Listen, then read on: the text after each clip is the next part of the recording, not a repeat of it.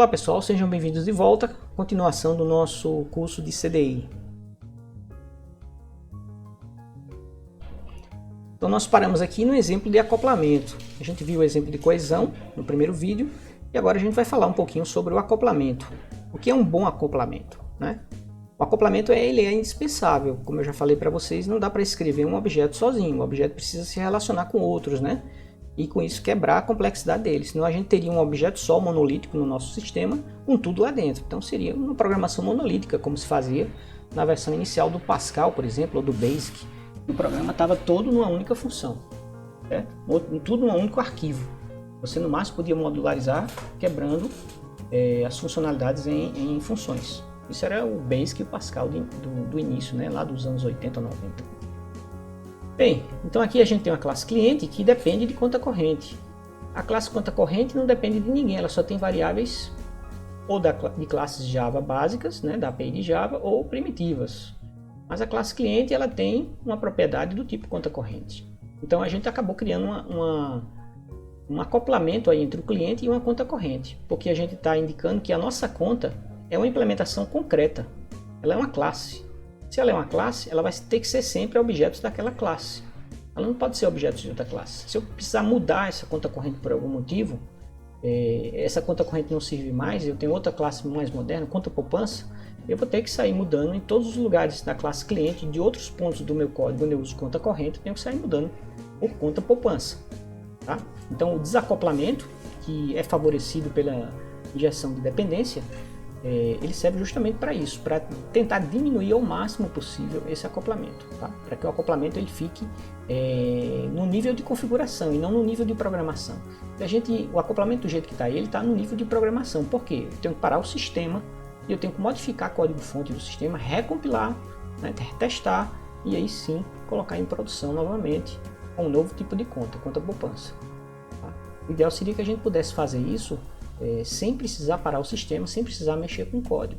Simplesmente, dependendo da ocasião, você substituiria um tipo de conta por outro tipo de conta. Claro, isso não acontece magicamente, né? Requer uma certa programação também, para a coisa ficar realmente dinâmica. Tá? O acoplamento não significa dizer que o teu código vai ficar dinâmico. Durante a execução, você pode trocar uma conta por outra e tudo bem. Você tem que fazer acontecer também com um pouco de programação. Aqui embaixo eu mostro para vocês o pior tipo de acoplamento que tem é o da direita, a herança. E aí vai diminuindo. Ó. Por que o acoplamento de herança é ruim? Porque a conta que estende a conta pai, ou a classe pai ou a classe mãe, né? Essa conta ela consegue inclusive acessar propriedades que estão na classe pai, na classe mãe. Então isso é um acoplamento muito forte. Você inclusive tem acesso à estrutura interna de outra classe, quando você herda de uma classe. Então a herança, hoje em dia a herança foi o grande motivo do paradigma orientado a objetos ser diferente do paradigma procedural imperativo, né? Mas hoje em dia a herança é vista como uma prática de código, você deve evitar o máximo possível a herança. Só deve usar a herança quando realmente existir um acoplamento muito forte entre as subclasses e as superclasses. Tá? E aí, para não repetir código, você vai e usa a herança. Mas muitas vezes a herança pode ser substituída por associações. Tá? Em vez de usar a herança, você usa associações entre classes. Associações ou então composições também, né? Um tipo mais forte de associação. O segundo pior tipo é o tipo de atributo, é quando você tem uma propriedade de uma classe que é do tipo da outra classe, que é exatamente esse exemplo aqui de cima maior, tá? Nesse caso daqui, a classe cliente ela vai ter que se virar para instanciar um objeto conta corrente. Em algum momento do código, alguém, ou a classe cliente, ou alguém que usa a classe cliente, tem que instanciar uma conta corrente. Ou a conta corrente é instanciada aqui dentro da classe cliente, e aí fica sob responsabilidade dela fazer o controle desse objeto, né, quando precisa dele, não precisa. Ou alguém que usa a classe cliente tem que passar como parâmetro do construtor de cliente uma conta corrente já pronta, para poder ser colocada aqui nessa variável C. E faz parte de um cliente ter uma conta corrente, nesse caso aqui desse sistema, né, desse modelo. E um outro tipo de parâmetro mais fraco, de acoplamento mais fraco, é o de parâmetro. Por que ele é mais fraco? Porque pode ser que você nunca use esse método, ou use pouco esse método. Então a sua classe ela vai depender da necessidade do método para que o acoplamento ocorra, né? Da chamada do método para que o acoplamento ocorra, certo? É um tipo de acoplamento? Claro que é. Esse parâmetro aqui depende dessa implementação concreta dessa classe. Tá? Você não pode substituir aqui por outro tipo de classe, porque vai dar problema aqui dentro. Aqui dentro você vai usar métodos que são específicos de conta corrente. Você bota conta poupança aqui, conta poupança tem outros métodos, você quebrou o contrato que você tinha aqui dentro, porque você esperava receber uma conta corrente, não uma conta poupança. E a conta poupança pode ter métodos que conta corrente não tem. Tá? Então nesse caso daí você vai ter um acoplamento, mas como eu disse para vocês, ele é um pouco menos perigoso do que o acoplamento de herança e o acoplamento de atributo, né? Menos sério, né? Perigoso não, né? Menos forte. O acoplamento ele tem que ser fraco e a coesão tem que ser forte. Lembre-se sempre disso. Bom, e aí a nossa programadora aí está se questionando, né? Se alguém fornecesse para mim uma implementação concreta, ao invés de eu ter que instanciar no meu código, alguém injetaria essa dependência no meu código, certo? Então eu delegaria, eu inverteria o controle. Em vez de eu criar o objeto, alguém criaria esse objeto para mim e me repassaria, certo? Então eu não vou ficar o tempo todo chamando alguém para instanciar um objeto para mim o tempo todo instanciando o objeto. Classe aluno, instancie isso, classe aluno, instancie isso. Não, eu não vou chamar a classe aluno, certo? Não nos chame, nós chamaremos você. Então quando eu precisar, alguém vai informar para mim uma classe aluno. Quando alguém precisar de mim, vai fornecer para mim um objeto. Quando eu precisar daquele objeto, melhor dizendo, eu vou pedir a um terceiro. Esse terceiro vai se encarregar de implementar esse objeto e mandar para mim. Ok? Então, ó, a inversão de controle funcionando através da injeção de dependência, né?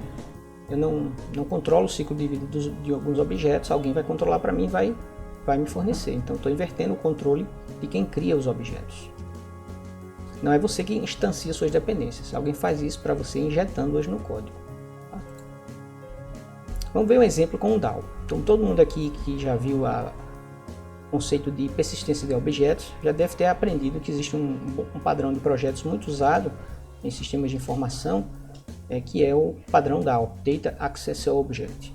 No padrão DAO você, em vez de acessar o seu provider de persistência, seja ele de arquivo, em banco de dados relacionais ou não relacionais, diretamente dos seus controladores, né, onde estão a lógica dos seus casos de uso, não.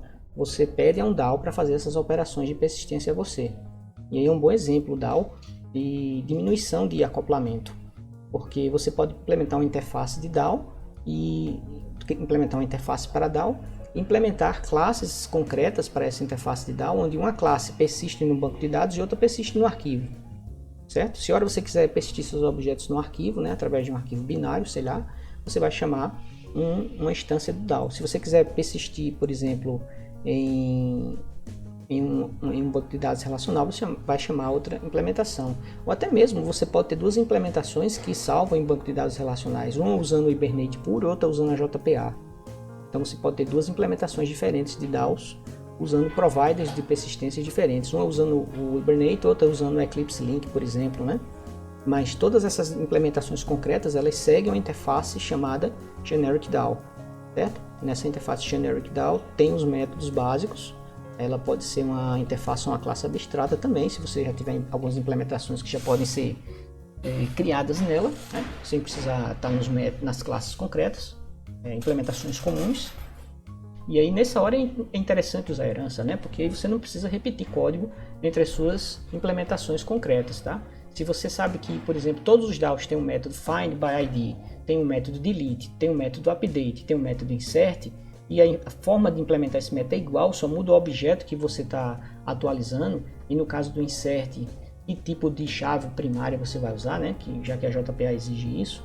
Então o insert é o mesmo, é muito parecido você fazer o insert de um aluno, de uma turma, de um curso, de um horário, de uma fazenda, de um móvel, de um teclado, enfim, do objeto de negócio que você está usando, do objeto modelo que você está usando. Então aqui eu tenho uma classe abstrata, né, que implementa uma interface Essa interface diz o que é que um DAO tem que ter, e essa classe abstrata ela já tem algumas implementações concretas de alguns métodos para evitar a implementação em cada DAO específico. Então aqui eu tenho um contato DAO, tá? Estou fazendo um livro de contatos, por exemplo, telefônicos, vamos supor. Então esse contato DAO ele é encarregado de gravar contatos. E a chave primária que eu estou usando para contatos, ou seja, o ID dele, né, aquele campo que a gente marca com @id na JPA, é do tipo integer. Então o que é que eu preciso para que esse contato DAO funcione? Eu tenho simplesmente um único construtor aqui. Posso ter métodos específicos para contato, que eu não posso colocar aqui na classe generic DAO, porque são específicos dessa entidade aqui, né?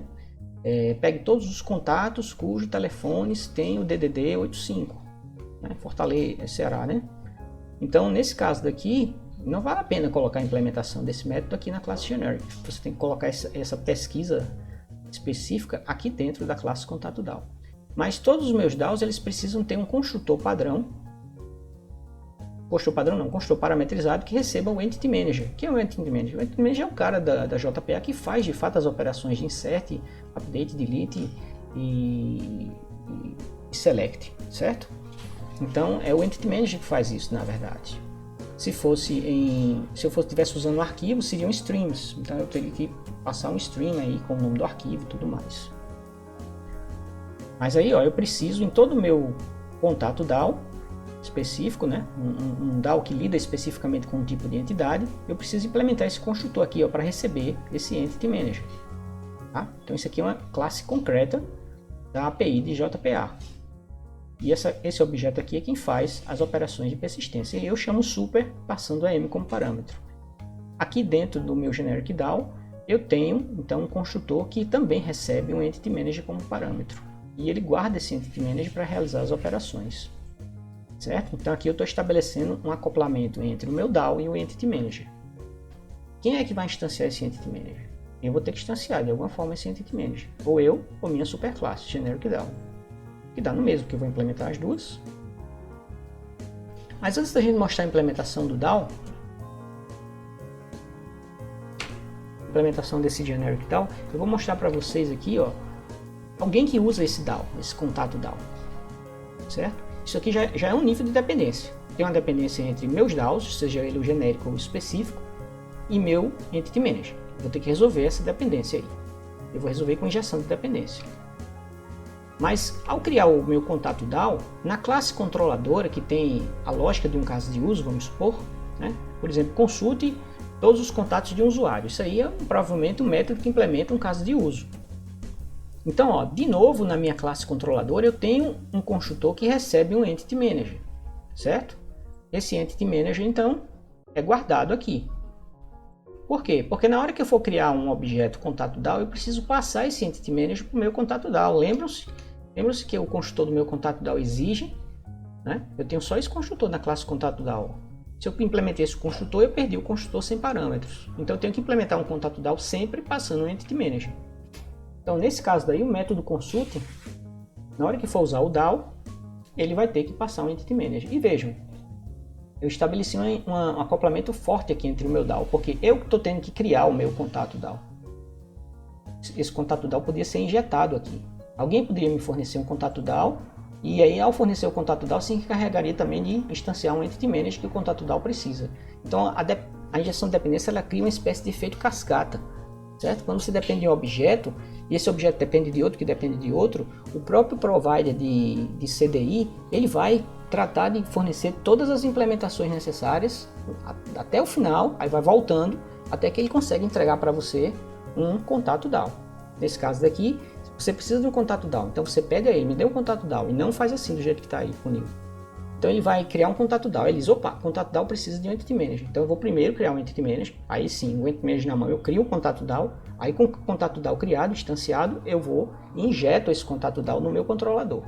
Do jeito que está aqui, a gente não está usando a inversão de controle, a gente não está usando a injeção de dependência, a gente está usando o bom e velho controle manual dos nossos objetos dependentes. Se eu dependo de um DAO, eu estou dando new aí nesse contato DAO, certo? E aí, se eu tiver uma outra implementação de contato DAO, eu vou ter que mudar essa linha daí, tá? Eu vou ter que mudar a linha. Contato DAO é uma classe, né? Uma interface, né? Eu poderia ter passado aqui o tipo da interface e interface DAO. porque eu poderia passar qualquer tipo de DAO aqui, mas aqui eu já usei a classe concreta de DAO, mas eu ainda estou tendo que fazer new, eu estou tendo que controlar a vida do meu objeto dependente, do meu DAO. E uma vez com o DAO na mão, eu chamo o método que eu preciso para implementar a operação de consult, tá? Ela gera uma lista de contatos e eu retorno essa lista de contatos. Isso é o controlador, né? Então teriam aqui várias operações nessa classe controladora, implementando cada caso de uso do seu sistema. Esse controlador vai ser chamado por quem? Vai ser chamado pelos seus backbeans, certo? No caso de uma aplicação JSF, é o backbean que chama o controlador. Eu ponho a lógica de negócio no controlador, não ponho no backbean. O backbean chama o controlador. Tá? Bom, aqui no caso, eu tenho uma implementação que é um pouco mais complicada. Não é usando o JSF, é usando diretamente servlets e JSP. Então, nesse caso aí, eu tenho uma classe que ela é uma classe de comando, tá? Que é outro padrão, o padrão command, de padrões de projeto. O padrão command, ele trata um request HTTP. Então, por isso que ele tem esse método execute recebendo esse objeto request response aí, certo? E aí, ó, ele só é para efeito de comparação, eu não vou entrar em detalhes de como é que esse comando funciona, mas aqui de novo eu tenho uma dependência entre uma classe, que é o comando, e o controlador, tá? No nosso caso, isso aqui vai ser o backbean, tá?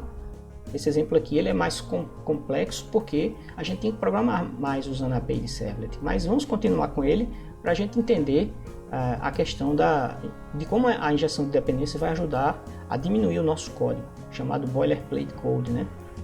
Então aqui você tem, ó, o contato controller também sendo instanciado, certo? E agora nesse momento, nesse nível aqui de comando, eu tenho uma classe chamada persistence-util que ela se encarrega de pegar a Entity Manager corrente, certo? Ela tem um método fábrica que de alguma maneira instancia ou pega da sessão do usuário, enfim, não me interessa saber a implementação desse método, mas o fato é que ela devolve uma instância de Entity Manager, que é o que o contato controller precisa, ó. O construtor dele precisa de uma instância de Entity Manager, certo? Slide anterior, vamos para o próximo. Então, no próximo slide, eu estou usando a classe contato controller e aí uma classe utilitária está gerando o Entity Manager para mim. Não deixa de ser problema, porque eu que vou implementar essa classe persistence util. Então parece que eu resolvi o problema, mas não, eu só estou levando o problema para um nível de cima, não é isso?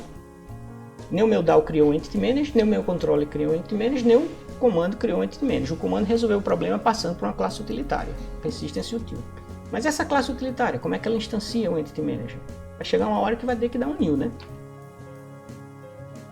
Então eu tenho isso, ó. Esse front controller aqui era um servlet, esse servlet carregava essa classe dinamicamente usando a API fugiu-me agora o termo, API de reflection de Java, né? Que é uma forma de Java conversar com Java usando Java. É uma API bem avançada de Java para coisas bastante avançadas. Por exemplo, você fazer um editor de Java com autocomplete. Quando você bota lá aluno ponto e ele autocompleta todos os métodos que você pode enviar para o objeto aluno, né? Lá no seu código. Como danado ele sabe.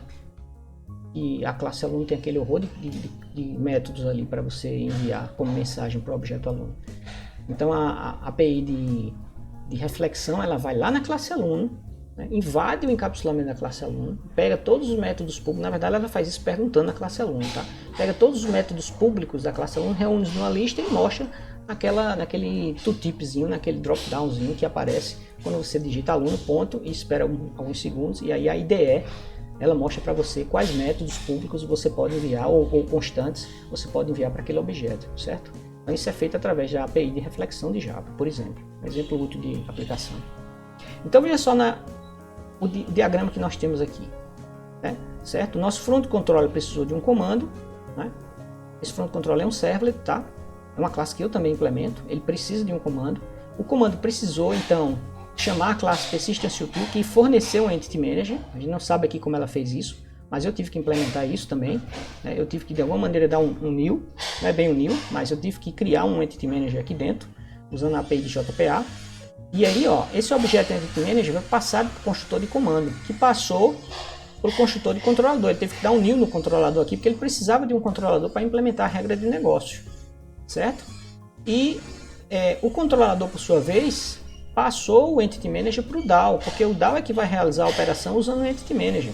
Então esse Entity Manager está sendo passado aqui pelos construtores para uma classe lá do final. Isso é uma péssima prática de programação. A classe daqui de cima, ela precisa conhecer detalhes da classe lá de baixo, 2 níveis abaixo, para saber que ela tem que passar o Entity Manager para o controlador, porque na verdade ela pensa que é o controlador que precisa do Entity Manager, mas não é. O controlador, por sua vez, repassa para o DAO. Então você cria uma cadeia de objetos que são criados no nível mais alto, na camada mais alta da sua aplicação, mas só você efetivamente consumidos numa camada lá de baixo. Então isso aí também é terrível, tá? É ruim também de manter um código desse tipo, certo? E esse comando aqui existe porque essa classe de servlet, dependendo do parâmetro que você passe para o servlet, por exemplo, cmd igual a consult, você passa esse parâmetro na URL, front controller, interrogação, cmd igual a consult. E aí esse front controller lê o parâmetro cmd, se o valor for consult, ele instancia uma classe do tipo cadastra contato comando. Se for cmd igual a cadastre, vamos supor, né? Não consult. Então ele vai cadastrar, ele vai criar uma instância da classe cadastra contato comando. Então existem vários tipos de comandos aí que o front controller servlet cria dinamicamente essa classe usando a API de reflexão, né? Que é esse class for name, para implementar a classe comando que ele precisa, tá? Executar a classe do comando que ele precisa. O comando vem como parâmetro da URL. Então eu tenho várias classes de comando, cada uma delas chamando um método específico do controlador que implementa um caso de uso, certo? O comando de cadastra vai chamar o controlador, o método cadastre do controlador. Um comando de consulta vai chamar o método consult do controlador, e assim sucessivamente, mas todos eles precisam do Entity Manager. Com a inversão de controle, as coisas mudam de figura. Então a classe do DAO é ela que precisa do Entity Manager. Então ela vai pedir, por favor, alguém injete um Entity Manager aqui para mim, que eu estou precisando. Eu vou precisar de um Entity Manager para realizar as operações de persistência. Então o provider, o container de CDI, é quem vai fazer a instanciação desse Entity Manager. Tá? E aí, como o DAO é um objeto, se eu injetei um Entity Manager, por que eu não posso injetar uma classe minha? O mecanismo é genérico, ele não injeta somente classes da API de servlet, da API pronta de servlet. É um mecanismo para injeção de qualquer bin em outro bin. Então a minha classe DAO, se ela for um bin, eu posso injetá-la no controlador. Então a classe controlador não precisa mais dar new no controller. Ora, eu posso fazer o mesmo na classe controlador, na classe comando. Eu posso injetar um controlador no comando. E eu posso injetar um comando no meu front controller. Então o código fica muito mais elegante e mais simples, e sem precisar estar passando parâmetro de uma classe mais, de uma camada mais externa para uma camada mais interna, e as camadas intermediárias sendo apenas repassadores de parâmetros, tá certo? Então, como eu falei para vocês, o CDI é essa especificação Java JSR 330 e foi incorporada ao JSF, certo? Os servidores de aplicação como o WildFly já tem ela nativamente, tá? E como eu falei para vocês, ela oferece contexto, que foi nada mais nada menos do que aquela aula de scopes que a gente viu, certo? Então um bin CDI, ele tem que ser um Java Bean, como eu já falei para vocês, né? Tem que ser um Java Bean ou POJO, também uma expressão muito utilizada, Plain Old Java Object. Pode ser também um EJB, tá? EJB não é tema desse nosso curso. E uma coisa, um detalhe, o único tipo de intromissão que o CDI faz para você é pedir para você implementar nos seus bins a interface serializable. Essa interface ela é uma chamada interface de marcação, porque ela não tem nenhum método dentro. Ela não obriga você a implementar nenhum método.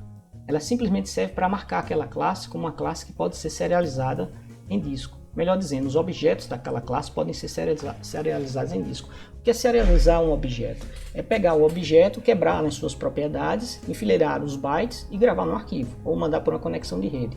Então isso é que se chama serializar um objeto, certo?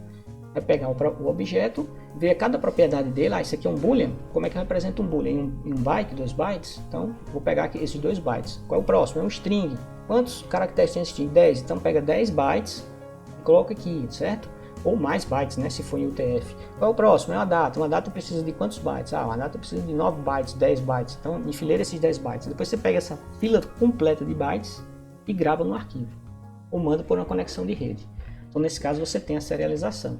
Só as classes que estão marcadas ou que implementam a interface serializable é que podem sofrer esse processo, tá? Você não implementa esse processo, você só diz que permite que sua classe seja serializada por alguém. Nesse caso aí, o servidor de aplicações, o WildFly, tá? Então, essas interfaces que não tem nenhum método dentro, não te obrigam a implementar nenhum método, é chamada interface vazia ou interface de marcação. Só serve para marcar uma classe. Essa classe aqui é serializável. Tá? A classe que não implementar serializable, eu não permito que meus objetos vão para o disco. Tá? Então, serve só para você marcar suas classes como sendo, os objetos como sendo serializáveis ou não. Então, você tem anotações específicas para você criar bins CDIs. A principal delas são os backbins, né, os objetos que servem essas visões JSF, e você marca eles com @named. Então, tem uma anotação específica para você fazer a injeção dos bins na aplicação. Tá? No caso aí, você está dizendo que os seus bins vão ser injetados aonde? No servidor de aplicação. Quando o servidor de aplicação precisar deles para atender um request HTTP, o CDI vai instanciar aquele bin e vai entregar para o servidor de aplicação cuidar do request, certo? Nesse caso, a gente não está usando o objeto injetado, mas vai ter situações em que a gente vai precisar de um objeto injetado, tá? E usamos também os escopos que nós já vimos, né? Os escopos também fazem parte do CDI, tá? Lembrando sempre que você deve usar esse pacote aqui, Javax Enterprise Context, para você poder usar os escopos do CDI, não os escopos do JSF. Antigamente, em vez de named, a gente marcava os bins como managed bin, que era uma anotação do JSF, específica do JSF. Né? Com a integração na versão 2.3 de CDI com o JSF, a gente marca os bins com @named. Bom, o que é que você precisa para que a sua aplicação web, o servidor de aplicações, saiba que ele precisa fazer injeções de dependência? Muito pouca coisa. Basicamente, você precisa de um arquivo vazio chamado bins.xml nesse path aí, certo? Dentro da pasta webinf. Esse arquivo pode ser vazio se você não tiver nenhuma configuração a fazer em termos de XML, ou você pode criar ele já com um cabeçalho de um arquivo bins. Eu vou mostrar para vocês daqui a pouco, tá? Mas se você simplesmente criar um arquivo vazio chamado bins.xml, você está indicando para o servidor de aplicações que ele deve usar CDI naquela aplicação. Então, o uso de CDI, apesar de ser integrado ao JSF, ele não é automático. Você tem que dizer para o servidor de aplicação quais aplicações vão usar a injeção de dependência ou não, para evitar um overhead grande do servidor de aplicações, se preparar todo para usar a injeção de dependência e no final sua aplicação não usar, né? Então está aqui o exemplo de um arquivo bins vazio não, né? Com um cabeçalho.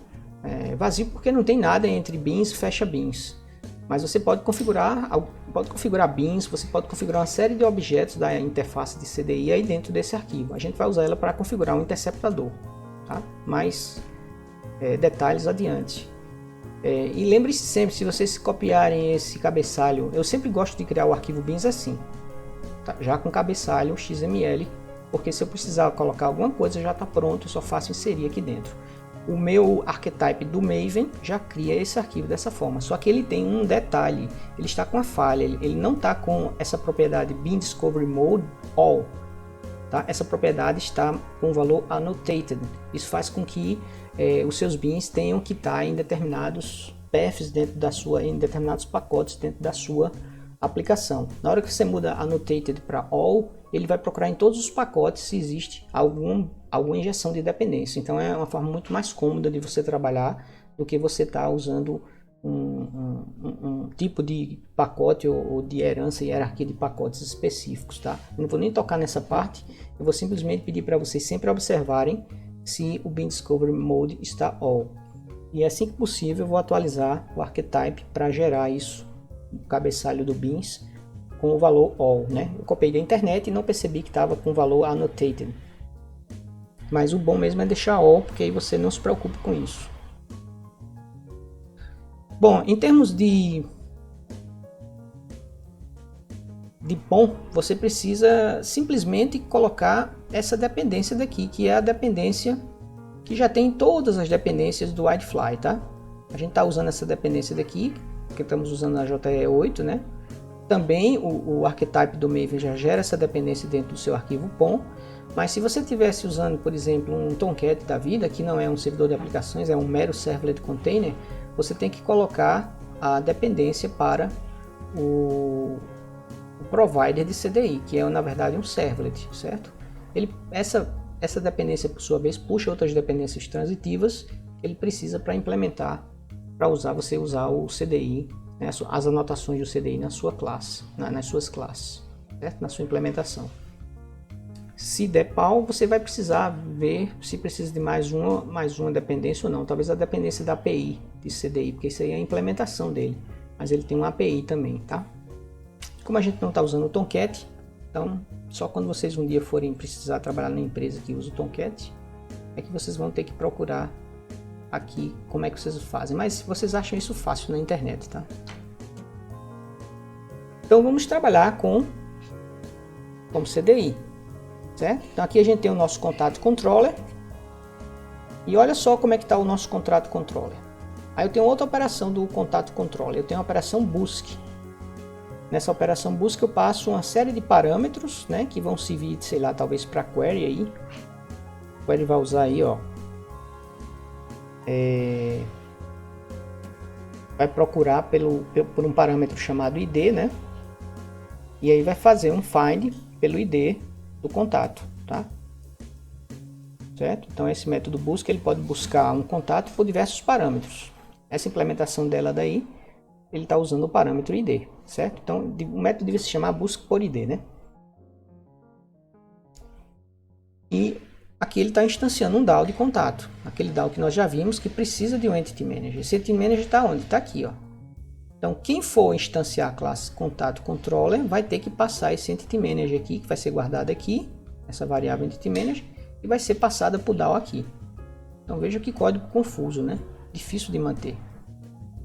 Quem é que vai fornecer essa Entity Manager? A classe, eu estou simplesmente empurrando o lixo para debaixo do tapete. A classe que instanciar contato controller vai ter que passar um Entity Manager no construtor de contato controller, certo? E aqui dentro eu assumo que quem vai usar contato controller sabe como fazer isso, criar um Entity Manager. E eu estou apenas usando o Entity Manager aqui através do meu DAO.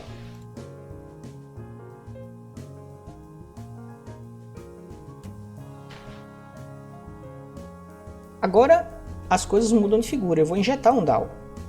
Então eu vou usar a injeção de dependência. Eu simplesmente injeto um DAO e eu não me preocupo mais com o Entity Manager nem com nada. Vejam que eu tirei inclusive o construtor que recebe o Entity Manager da classe contato controller.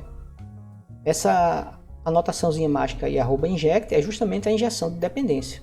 Se um contato controller depende de um DAO, não sou eu que vou instanciar o DAO, é o servidor de aplicações. Eu apenas vou me preparar para receber uma instância desse DAO através da variável cDAO.